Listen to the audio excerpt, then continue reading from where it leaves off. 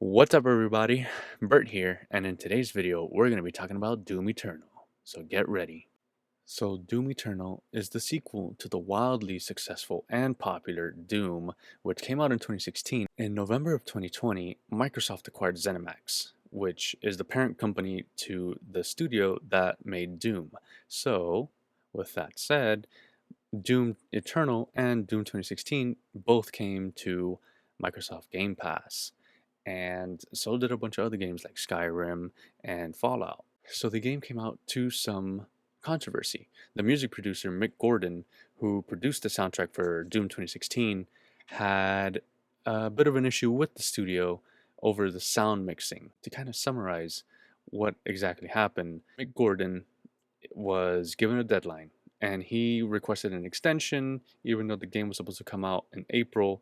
He was not able to get the work done for the music until May, which it did come out for the collector's edition. However, there was a bit of a back and forth between the studio and the producer, so there was a bit of an issue with the way the songs were mixed. And someone on Twitter noticed that the mixing was all weird, and they reached out to Mick Gordon himself, and Mick was like, "Oh, I didn't mix it that way. Someone else must have mixed it." And so there was a bit of back and forth there as well. With that said, going forward, we'll no longer have Mick Gordon, who did a really great job doing the sound, doing the music for the first game. And to be fair, the music for this game was pretty damn good too.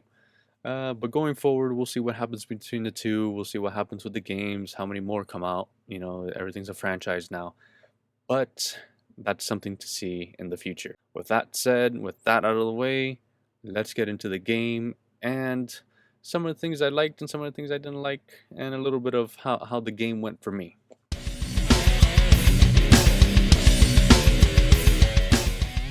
Okay, right. So, picking up where we left off from Doom 2016, um, we moved away from Mars. All of the action in Doom 2016 took place on Mars. The big bad guy, the big boss, decides to unleash hell on Earth. The Doomslayer is from Earth, so he does have some connection to what's going on, and he decides to take a stand against the advice of a lot of the people who trained them and brought him up. But hey, a Doom guy's got to do what a Doom guy's got to do, right? So along the campaign, you're switching between different environments. You're going to Earth and different places. You're going to Mars, and you're even crossing into Hell at certain points. And along the way, you got to beat certain bad guys to enable you to push back the demon onslaught, right? And which culminates to a really crazy battle at the end. I think there's two really crazy battles at the end, which were pretty intense. So, but that's pretty much the story. And so, moving on to the next portion, I'm going to be talking about the weapons and guns and stuff.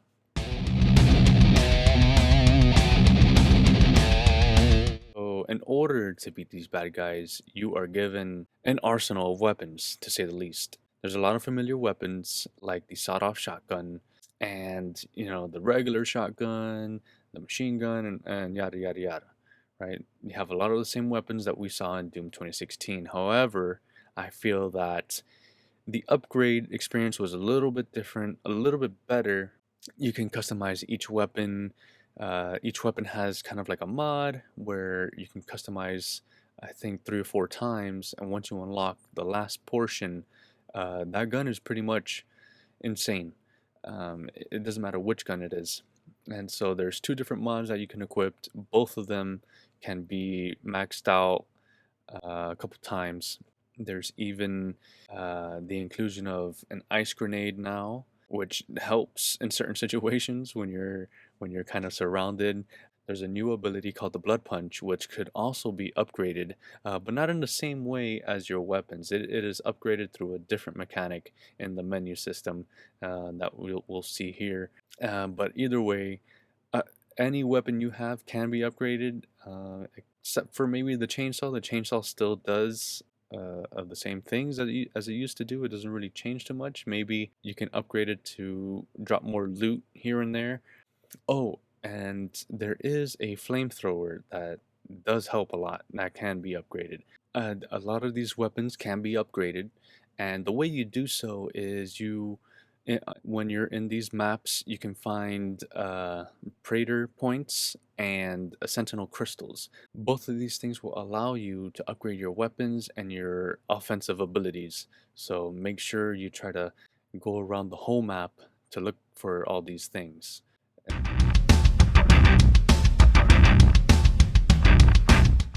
So another aspect to the game that feels similar but did come with some changes is how you move around the map. So in the first game, it felt a little kind of static how you moved around the map, at least in the beginning part of the game. Then as you progress towards the end, you do have more mobility, so double jumps and don't think there was any dashing, but in this game there is some dashing. So there's a lot more dashing, a lot more movement going on in this game.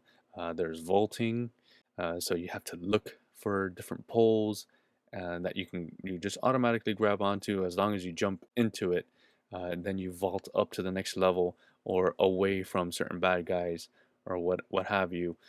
You also have dashing, so that helps if you need to back up really quickly, move forward really quickly, because if you've played Doom 2016, this one is pretty much the same in terms of action. It's pretty much non-stop, so you always want to be on the move, which they make it easy for you to do that. However, they do take advantage of this extra movement and they hide certain elements, certain collectibles in different parts of the map, which can become a nuisance at some point. And speaking of added level changes, you do have the wall climbing ability. So you just jump and grab. Oh, you actively have to grab or actively dash into a wall to grab it. If you don't do that, you just slide off the wall to whatever's down below. You have the wall climbing and you also have punchable objects. So you see like at a kind of like okay, so at a carnival or fair, you know how you have the dunk the clown portion, so that little paddle exists in this game, so you gotta have to punch it to move something. And then sometimes well, I think most of the times you have to race over there because it is time sensitive. If not, it resets. That's where that dashing comes in again. So they definitely expect you to use a lot of these traversal techniques to move around the map, find different things, and move on to the next level.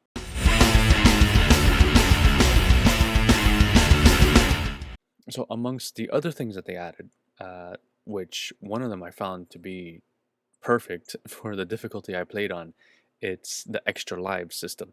So if you traverse the maps enough, you'll find things that will give you extra lives.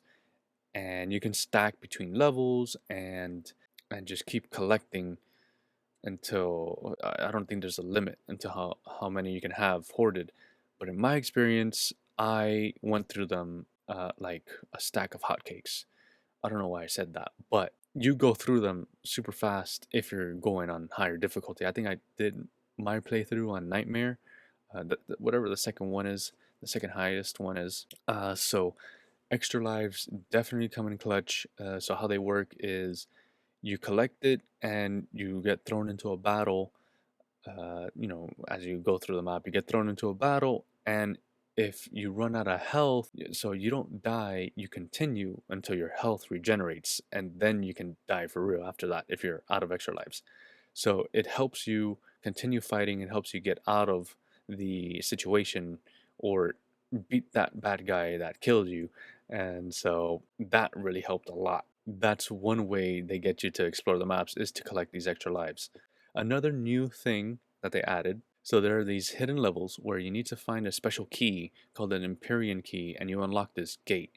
And once you unlock the gate, you kind of teleport to this horde level situation where it's wave after wave of bad guys, and the only way to get out, well, the only two ways to get out is if you die or if you complete it. If you complete it, you get a token at the end. And these tokens are used for something that I'll talk about in the next section. But these hidden levels do have use. I don't think you use or waste too much ammo, but you do get you do waste your extra lives. So do take that into consideration. But in the end, it seems like it's worth it, and I'll tell you why now.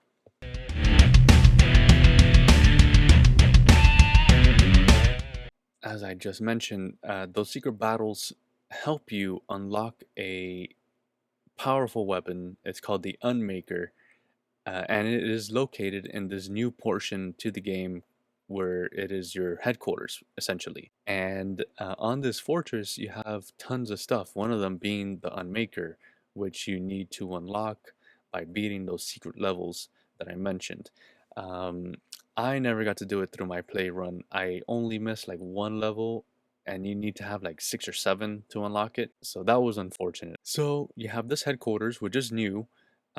You pretty much start most of your missions here. You start the majority of your missions here, and after you reach the last point of the game, you won't be able to go back. So once you reach that last point of the game, you won't be able to get back to the fortress. You won't be able to upgrade anything else once you're in that end game. And so, like I mentioned, in this fortress, you have things that upgrade your suit, upgrade your weapons. You have that Unmaker. You have a couple other things that you unlock in there as well. I think you get your ice grenade in there, and maybe another weapon, another basic weapon, as well as you can unlock certain suits.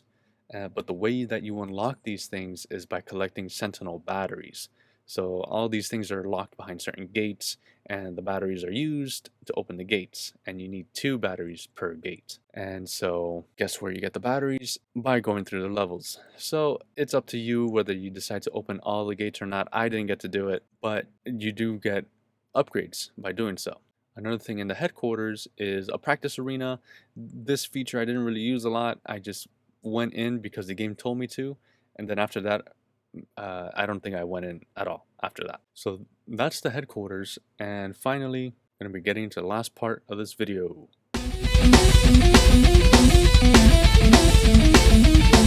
The levels in this game are pretty insane. They get tougher, obviously, as any game will, but the toughness comes in both the amount of bad guys in each level and in some of them, the traversal. The traversal is kind of tough, not gonna lie.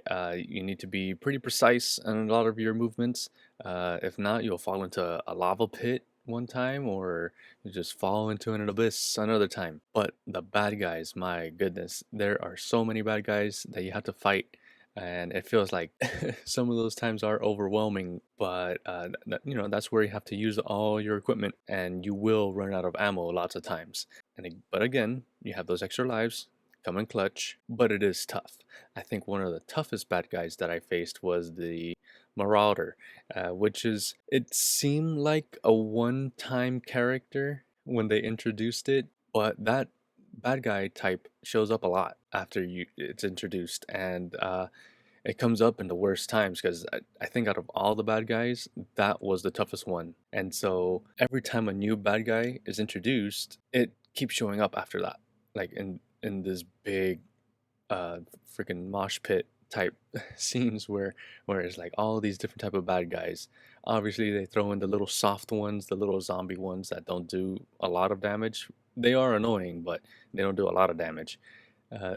They're only there for chainsaw kills, which helps to get ammo. But yeah, it is tough, but fun. It doesn't feel like it takes too much advantage of all these different types of characters. There's going to be parts where it's going to be tougher than usual, but it's still fun. And so, as mentioned previously, these levels are pretty big. There's a lot of like nooks and crannies. If you don't use the map scanner that's available in the different levels, it's going to be hard to find all the different collectibles out there. Even the stuff that you need to upgrade your stuff, it is pretty well hidden in a lot of these levels.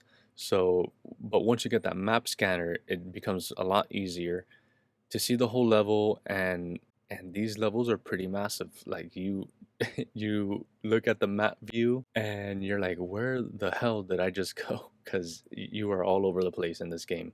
But I also feel like there were maybe one or two levels where, sure, you fight lots of bad guys, but there wasn't this one big bad guy standing in your way. There was one level that was kind of fun, very different. It was kind of like an escape from an exploding temple type of thing. Um, and so that was a good change of pace from the whole fighting and killing type of thing. So in Doom Eternal, there was a lot of great things that were added that makes it different from Doom 2016. There were a couple things here and there that I did not like. One of them being the way you had to move around the map to get certain items. That can be annoying.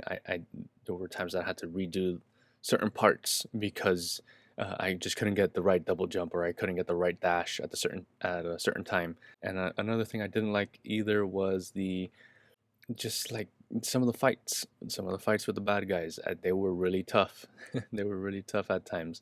Um, but even though I didn't like those parts, it didn't take any of the experience away from the game because there was plenty of great things that I did like. So, in order to counteract those scenes with lots of bad guys, you have the extra lives. That thing I loved. Even though I would sometimes run out at important points of the game, but they were there and you could collect them, and it's a great addition to the game. I felt like there was a lot of new elements that were added, like the hidden levels. There was like secret battles that you can do, secret challenges that were good to kind of like break from the pace of the game, break from the story a little bit, but it didn't take away from the story either. And the story itself is pretty good. I enjoyed it. You do have these two really great fights at the end of the game. They're really tough, but still really good. Um, the last fight was insane. It's Doom. What can I say? So if you're looking for a new game to play, or you thought about picking up Doom Eternal and you haven't played it, or maybe you just want to go through it again and relive some of those experiences, I definitely recommend that you do. Now that it's on Xbox Game Pass, it's a lot easier for Xbox players to get on. I played on PC through Xbox Game Pass, so for you PC players, yeah, you can use your PC and play this game like crazy because it's a good first person shooter. It's very fast paced, so those frames you're gonna need every single one of them. But yeah, thanks for tuning in, guys. If you enjoyed this video, make sure you like it, and if you want to follow more videos or follow my channel, make sure you subscribe, and I'll see you next time.